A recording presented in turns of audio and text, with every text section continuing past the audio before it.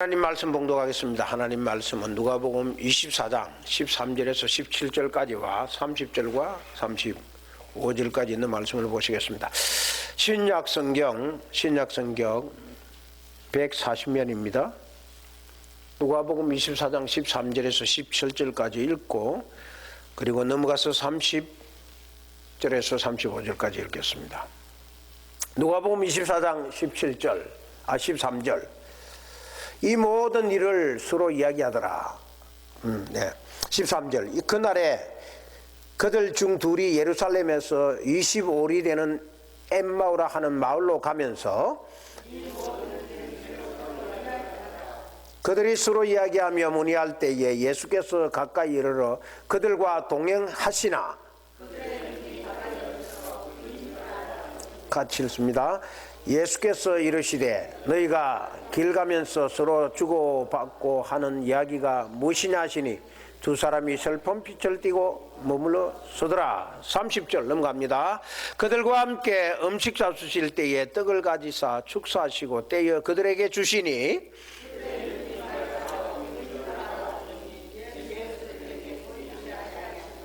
그들이 서로 말하되 길에서 우리에게 말씀하시고 우리에게 성경을 풀어주실 때에 우리 속에서 마음이 뜨겁지 아니하더냐 하고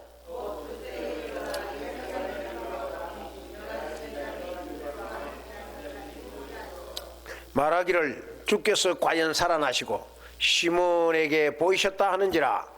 두 사람이 길에서 된 일과 예수께서 떡을 떼심으로 자기에게 알려지신 것을 알아더라. 까지 보시겠습니다. 오늘 찬양대가 뒤에 가서 특별순서에 찬양이 있으니까요. 오늘 전하려고 하는 말씀은 닫고 여는 부활이라는 말씀을 가지고 말씀을 전하려고 합니다. 잠시 기도하십시다. 사랑의 주님, 은혜를 감사합니다.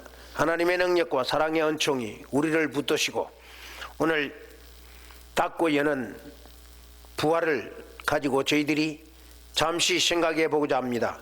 주의 놀라운 은혜와 자비와 풍성이 우리의 마음을 주장하여 주시고 하늘 문을 여시고 부활의 능력의 그 체험을 모든 성도들이 이 세상 신앙생활에서 할 수 있는 주님의 귀한 자녀들로 삼아 주시옵소서. 부활의 영광을 우리에게 주신 주님께 감사하며 예수님 이름으로 기도합나이다. 아멘. 사람은 열고 닫으면서 역사가 이루어집니다. 그리고 사람은 열고 닫으면서 살아있는 삶이 이루어지는 것입니다. 눈을 열고 깨고 눈을 닫으면서 잡니다. 학교도 열고 닫으면서 학교가 이루어집니다. 은행도 열고 닫고 은행의 역사가 이루어지는 겁니다. 여러분들이 가게도 열면서 가게를 시작하고 닫으면서 가게를 클로즈하는 겁니다. 한날의 여명도 더불어 한날의 여명과 더불어 하루가 시작해 열리고 땅거미가 내리면서 하루가 닫힙니다. 입을 열어서 말을 하고 입을 닫아서 대화를 닫습니다. 귀가 열려서 듣고 귀를 막아서 안 듣습니다.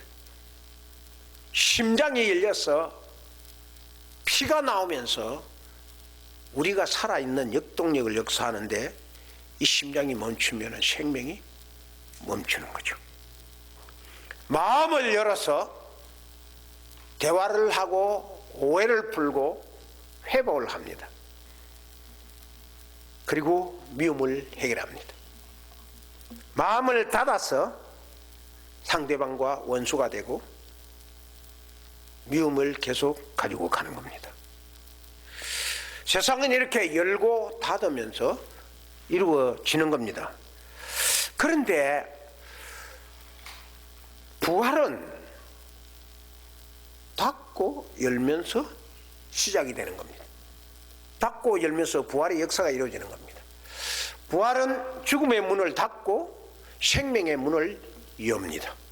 그게 부활입니다. 부활은 닫고 연 기적으로 이루어진 것입니다. 십자가는 고통과 죽음의 상징입니다. 그러나 부활은 생명과 승리의 상징입니다. 실제적으로 부활은 생명과 승리입니다. 이 십자가 속에 부활로 연결이 안 되면 십자가는 고통과 죽음으로 끝나버리는 겁니다. 그러나 부활이 있기 때문에 생명을 가지고 승리를 하는 겁니다. 예수님은 죽음의 문을 영원히 닫으셨고 생명의 문을 영원히 여셨습니다. 그것이 바로 오늘 이 새벽에 예수님이 부활의 천년회가 되시면서 하신 인류의 대과업입니다. 누구도 본받을 수가 없고 누구도 흉내낼 수가 없고 누구도 따라올 수 없는 예수님만이 할 수 있는 이 일을 닫고 여시면서 이루어 놓으신 것입니다. 예수님의 제자들이 예수님이 부활하시기 전에 어떠했는지 아세요? 예수님이 부활하시기 전에 예수님의 제자들은 이렇습니다. 같이 한번 읽어보십시다. 시작. 제자들이 다 예수를 버리고 도망하니라. 3년 동안 열심히 주님을 따라다니면서 베드로는 내가 죽을지언정 주님과 함께 가겠다고 장담했지만 예수님이 십자가에 못 박혀 부활하기 전입니다. 부활하기 전에 십자가에 못 박혀 돌아가시는 걸 보고 제자들은 다 예수를 버리고 도망갔습니다. 비겁한 거죠. 왜 도망갔을까요? 도망가는 데는 다 이유가 있어요. 예수님의 제자들이 도망간 이유는 그들의 영안이 다쳤기 때문에 그렇습니다. 예수님을 향한 마음이 다쳤기 때문에 그렇습니다. 부활의 마음이 다친 것입니다. 마음이 다치면 어떻게 되는지 아세요? 마음이 다치면 보는 것 안 보입니다. 마음이 다치면 듣는 것이 안 됩니다. 마음이 다치면 아무리 좋은 말을 해도 들려지질 않아요. 마음이 다치면 아무리 좋은 것을 보여줘도 눈에 들어오지를 않아요. 그게 다친 자의 특색입니다. 이 사람이 누구냐면요, 리차드 라저스라는 사람인데요. 아시는 분은 아실 겁니다. 아마 사운드 오브 뮤직의 에델바이스의 작곡자입니다. 이 사운드 오브 뮤직의 에델바이스 곡이 한때는 미국 전 교회의 예배 도중에 아주 은혜롭게 부르는 가사를 이 성경 가사로 신앙적으로 붙여가지고 에델바이스 곡에 붙여가지고 불렀습니다. 그런데 이 리차드 로저스가 미국의 교회들을 향하여 수를 했습니다. 왜 내 허락 없이 당신들이 내 곡을 당신들의 마음대로 붙여서 부르느냐.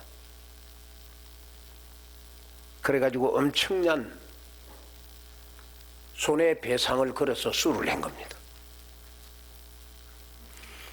자기의 작곡이 미국 전역에 또한 세계 교회로 하나님의 은혜를 내리고 축복을 부르는 축복송으로 불리우면 그보다 더 영광스럽고 복된 일이 어디 있습니까? 내가 만약에 작곡가인데 내 작곡이 전 세계적으로 교회에서 축복으로 불려진다면 저는 최대의 영광으로 생각하겠습니다.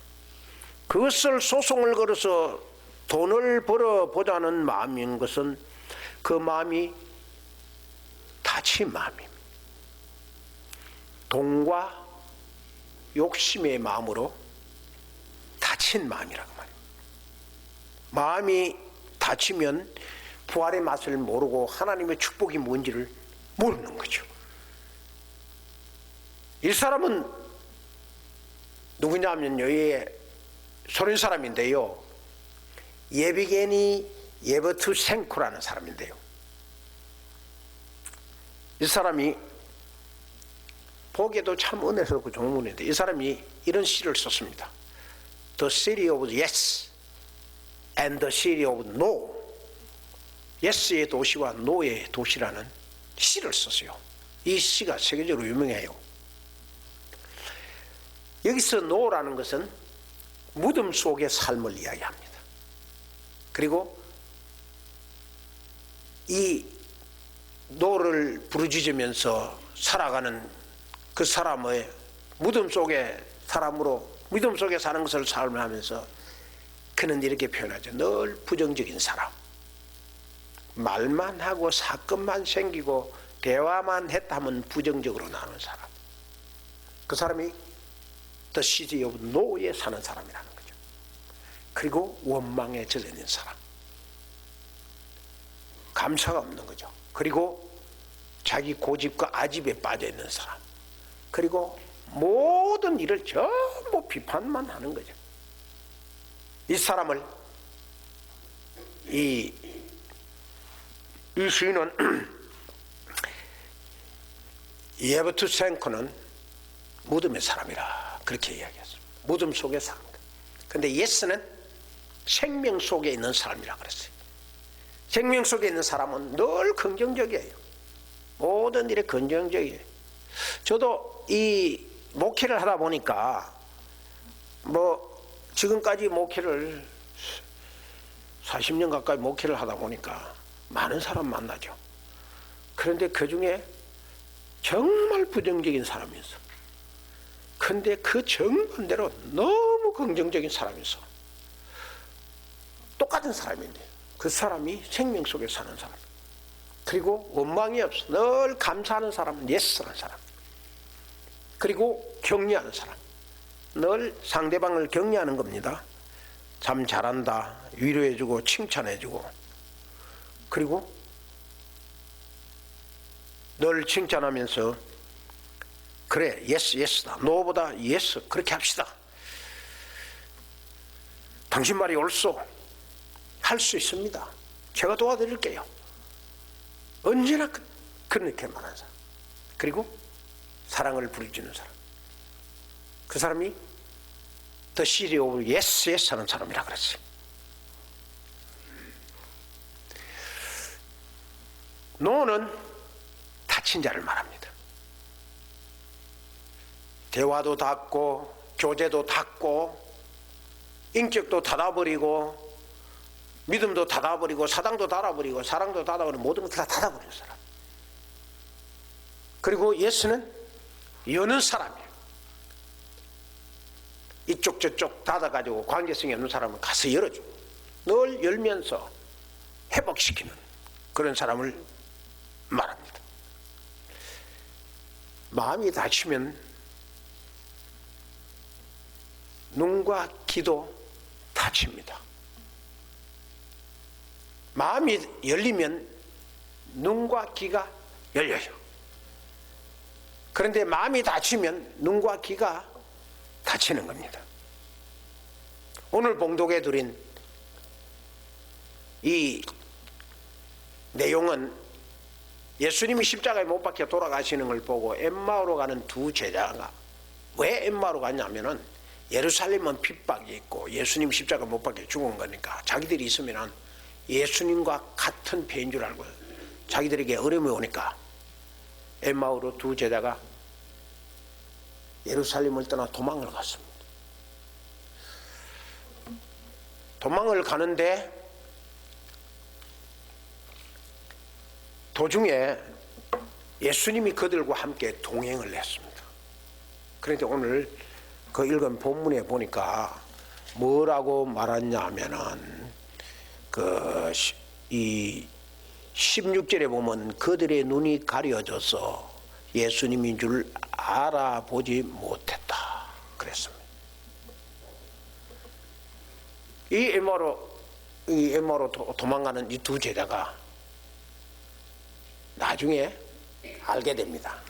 자, 31절에 이 엠마오의 두 제자의 모습을 한번 보십시다. 같이 읽어봅시다. 시작. 그들의 눈이 밝아져 그인 줄 알아보더니 예수는 그들에게 보이지 않았는지라. 그들의 눈이 어두웠을 때는 예수님과 함께 대화도 나누고 예수님 음성을 듣고 예수님과 함께 지냈습니다. 여러분 3년 동안 밤낮으로 같이 먹고 자면서 살았는데 그 음성을 들었는데 예수님을 음성을 몰랐다. 이건 말이 안 되는 거 아닙니까? 하루 이틀도 아니고 3년 동안 같이 다녔는데. 그런데 예수님과 함께 쭉 가다가 배가 고파서 식사를 하려고 그 식사를 놓고 기도를 하고 하나님 말씀을 듣는데 그들이 마음이 뜨거워졌다 그랬어요. 그렇다고 뭐 마음에 온도가 올라갔다는 것이 아니라 마음에 감동이 왔다 그 말이죠. 그러니까 성령의 역사가 있은 거죠. 그래서 그들이 눈이 밝아졌어. 그래서 예수님이었구나 그분이 하고 눈을 뜨고 보니까 예수님은 사라지고 없는 거죠. 그 엠마오 두 제자가 예수님을 알지 못한 이유가 뭘까요? 엠마오로 가는 두 제자가 예수님을 알지 못했던 이유는 영안이 닫혔기 때문입니다. 현대 요즘 말로 말하면 마음문이 닫혔기 때문입니다. 영안이 밝아졌다고는 마음이 열렸다고 말이지. 마음이 닫히면 눈도 보지 못하고 귀도 듣지를 못하는 겁니다. 그래서 이제 그들이 눈이 밝아졌어. 우리하고 여태까지 여기까지 온 분이 예수님이었구나. 근데 예수님을 찾아보니 예수님 온데간데 없이 사라져버리고. 그래서 엠마오로 도망가던 그들의 발걸음을 다시 돌이켜서 예루살렘으로 다시 되돌아가는 거예요. 예수님이 나타나셔서 엠마오로 가는 두 제자의 비겁하고 도망가고 열리지 않았던 그들의 마음을 열어주시고 그들을 새로운 이 비전을 향한 하늘나라를 향한 것을 활짝 열어준 거죠. 다시는 그들의 마음이 닫히지 않도록 예수님께서 그들이 불신앙의 마음은 영원히 닫아버린 거죠. 이그나티우스 로욜라라는 사람이 이런 시를 썼습니다. 같이 한번 읽어볼까요? 시작. 선하신 주님이여 부활하신 그리스도여 나에게 당신을 섬기는 길을 가르쳐 주시옵소서. 나를 내어주며 헌신할 때 비용을 계산하지 않게 하소서. 주님을 위하여 싸우되 상처를 염려하지 않게 하소서. 땀을 흘리되 휴식처를 찾아 헤매지 않게 하소서. 주님을 위하여 일하되 상급을 바라지 않게 하소서. 오직 당신의 뜻을 이루는 것이 나의 전부가 되게 하소서. 이그나티우스는 유명한 초대교회의 속사도로서 유명하신 분입니다. 그는 주님의 부활을 고백하면서 100% 어떻게 하면은 온전히 주님을 향하여 내 마음을 열어드릴까? 그는 주님을 향하여 조금이라도 다친 마음이 될까봐 이런 시를 쓰신 것입니다. 그는 불신앙을 향하여 철저히 문을 닫으셨고 사탄을 향하여 철저히 문을 닫으셨고 불충성을 향하여 유혹되는 모든 문을 다 닫으셨고 오직 주님만을 향하여 충성을 향하여 100% 마음을 열어놓고 달려갔던 겁니다. 이런 이그나티우스의 마음을 죽음의 문을 닫으시고 생명의 문을 여신 주님께서 활짝 열어주신 것입니다. 저와 여러분도 마찬가지입니다. 우리가 부활의 신앙이 마음에 감격해오고 부활 때문에 피곤을 잊고 살아갈 수 있는 그 힘은 주님께서 우리에게 주님을 향한 마음을 열어주시기 때문에 그런 겁니다. 부활은 닫고 여는 겁니다. 부활은 죽은 문을 닫고 생명문을 여는 것입니다. 부활은 불신앙을 닫고 믿음 문을 여는 겁니다. 제가 목회하면서 지금까지 이 경험만 봐고 제가 사람을 겪어본 바에 의하면 사람들이 거꾸로 살아요. 죽은 문에 대해서는 연락을 하고 생명문에 대해서는 닫으려고 그래요. 불신앙은 연락을 하고 믿음 문은 닫으려고 그래요. 손해보는 것은 그 사람입니다. 자신입니다. 부활은 닫고 여는 겁니다. 이 부활의 능력으로 사망 권세 이기시고 승리의 주님의 자녀로 만드신 주님께 영광 돌리며 축복의 삶을 살아가는 저와 여러분 되시기를 주님의 이름으로 축원합니다.